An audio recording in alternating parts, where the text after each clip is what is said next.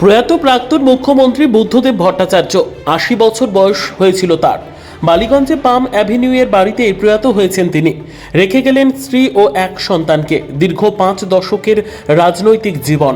প্রথমে কাশীপুর বেলগাছিয়া কেন্দ্রের বিধায়ক ছিলেন তিনি।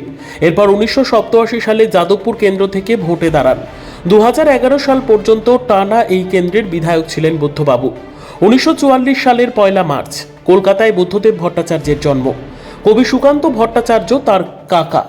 আজীবন বামপন্থায় বিশ্বাসী এই মানুষটির রুচিবোধ নিয়ে এখনও চর্চা হয়। রাজনীতির পাশাপাশি সাহিত্য চর্চাতেও সমান আগ্রহ ছিল বুদ্ধবাবুর।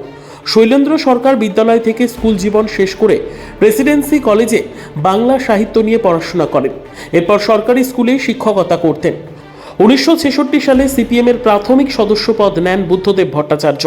১৯৭২ সালে সিপিএমের রাজ্য কমিটির সদস্য হিসেবে নির্বাচিত হন। ১৯৭৭ সালে বিধানসভা ভোটে প্রথমবার লড়াই। ২০১১ বিধানসভা নির্বাচনের আগে পর্যন্ত সেই জয়যাত্রা অব্যাহত থেকেছে।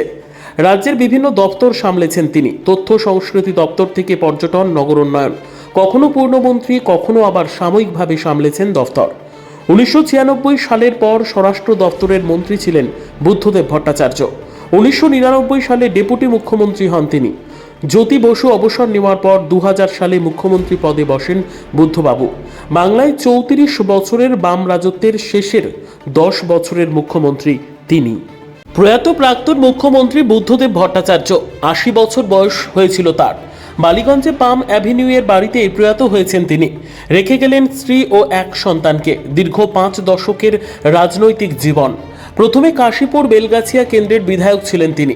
এরপর ১৯৮৭ সালে যাদবপুর কেন্দ্র থেকে ভোটে দাঁড়ান। ২০১১ সাল পর্যন্ত টানা এই কেন্দ্রের বিধায়ক ছিলেন বুদ্ধবাবু। ১৯৪৪ সালের ১ মার্চ কলকাতায় বুদ্ধদেব ভট্টাচার্যের জন্ম। কবি সুকান্ত ভট্টাচার্য তার কাকা। আজীবন বামপন্থায় বিশ্বাসী এই মানুষটির রুচিবোধ নিয়ে এখনও চর্চা হয়। রাজনীতির পাশাপাশি সাহিত্য চর্চাতেও সমান আগ্রহ ছিল বুদ্ধবাবুর। শৈলেন্দ্র সরকার বিদ্যালয় থেকে স্কুল জীবন শেষ করে প্রেসিডেন্সি কলেজে বাংলা সাহিত্য নিয়ে পড়াশোনা করেন। এরপর সরকারি স্কুলে শিক্ষকতা করতেন। ১৯৬৬ সালে সিপিএমের প্রাথমিক সদস্য পদ নেন বুদ্ধদেব ভট্টাচার্য। ১৯৭২ সালে সিপিএমের রাজ্য কমিটির সদস্য হিসেবে নির্বাচিত হন। ১৯৭৭ সালে বিধানসভা ভোটে প্রথমবার লড়াই। ২০১১ বিধানসভা নির্বাচনের আগে পর্যন্ত সেই জয়যাত্রা অব্যাহত থেকেছে।